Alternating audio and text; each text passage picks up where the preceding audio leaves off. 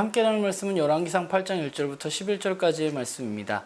이제 성전이 완공되어지고 하나님의 언약궤가 다윗성이었던 시온에서 예루살렘의 성전에, 그것도 지성소에 옮겨지는 이야기가 앞부분에 기록되어져 있습니다. 이 언약궤에는 무엇이 들어있는가 하면 오늘 말씀에 있는 것처럼 모세가 호렙산에서 하나님과 이스라엘 민족들이 언약을 맺을 때 받았던 두 개의 돌판이 그 언약궤 안에 들어 있습니다. 이스라엘이란 나라에 있어서 가장 중요한 것, 즉 이스라엘의 정체성은 어디에서 오는가 하면 바로 하나님과 이스라엘이 맺은 그 언약에서 오는 것이죠. 그럼 그 언약은 무엇인가요? 이스라엘이 하나님의 말씀을 잘 듣고 행하면 하나님은 그들의 하나님이 되고 그들이 제사장 나라가 되고 거룩한 백성이 될 것이라는 언약입니다. 이 언약 이후로 이스라엘이라는 민족은 그냥 민족이 아니라 하나님의 백성으로서의 삶을 살아가게 되었습니다. 그리고 그 언약을 상징적으로 드러내는 것이 저는 언약궤라는 생각을 하게 됩니다. 그 언약을 상징하는 그 언약궤가 솔로몬에 의해서 지어진 예루살렘 성전으로 옮겨지고 있는 것이죠. 하나님은 모세에게 성막을 만들라고 말씀하셨고 이스라엘이 광야에서 이동하는 가운데 하나님은 그 성막에 거하셨습니다. 그렇다면 그 성막에 거하셨던 하나님이 이제 중요한 것은 솔로몬에 의해서 지어진 이 성전에 함께 하실 것인가, 이 성전에 임재하실 것인가 하는 것이죠. 오늘 본문에 나타나 있는 것은 하나님이 그 성전 가운데 임재하셨다는 것입니다. 언약궤와 성물들이 제사장들에 의해서 옮겨지고 제사장들이 성소에서 나올 때 그때 바로 그곳에 구름이 가득하면서 하나님의 영광이 나타났다고 오늘 본문이 기록합니다. 하나님은 어떤 분인가 생각해보면 하나님이 전능하신 분이잖아요. 놀라운 것은 그 전능하신 하나님이 이제 이스라엘이라는 민족 가운데 함께 하신다는 사실을 드러내고 계신다는 것이죠. 그렇기 때문에 하나님의 백성으로 살아가는데 가장 중요한 것은 하나님이 함께 하신다는 것을 그들이 알고 하나님의 함께 하심의 기쁨을 누리면서 살아가는 것이겠죠.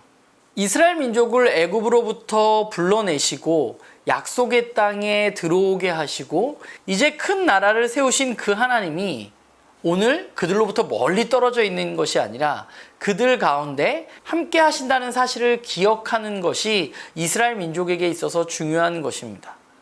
그것을 기억하면서 그들은 하나님과의 언약을 중심으로 그분의 임재 가운데 살아가는 것이죠. 하나님은 창조주이십니다. 하나님 세상을 만드시고 저와 여러분을 만드신 분이십니다.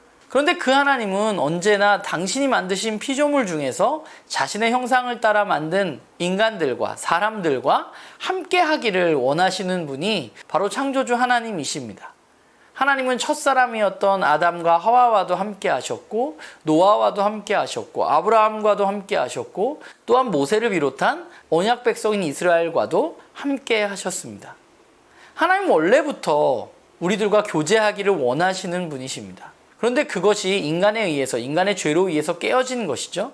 그런데 그럼에도 불구하고 하나님은 그 관계가 깨어졌지만 계속해서 사람들과 함께 하실 방법을 만들어 가시고 찾아가시는 분이 바로 하나님이신 것 같아요. 그리고 이제 오늘 본문에서 하나님은 이제 그 이스라엘 민족의 중심에 있는 성전에 임재하시고 그들과 함께 하고자 하시는 것이죠. 성전에 구름과 같이 함께 하셨던 그 하나님은 오늘 저와 여러분의 삶에도 함께 하십니다. 하나님은 아들 예수 그리스도를 이 땅 가운데 보내실 때 우리들에게 임마누엘이라고 말씀하셨습니다. 우리와 함께 하시겠다는 것이죠. 이제 하나님과 우리의 사이를 가로막았던 그 죄의 문제가 예수 그리스도에 의해서 해결되어졌고 우리는 하나님과 함께하는 삶을 누릴 수 있는 사람들이 된 것입니다. 문제는 하나님께 있는 것이 아니라 언제나 우리에게 있는 것 같아요. 하나님은 처음부터 사람들과 함께하고 싶으셨는데 그리고 오늘 저와 여러분과도 함께하고 싶으신데 문제는 우리가 그분을 우리의 삶의 중심으로 모셔야 한다는 것이죠. 언약궤가 성전의 중심에 놓였던 것처럼 하나님이 우리의 삶의 중심에 놓일 때 우리는 하나님과 함께하는 삶, 그것을 누리며 살아갈 수 있는 것입니다.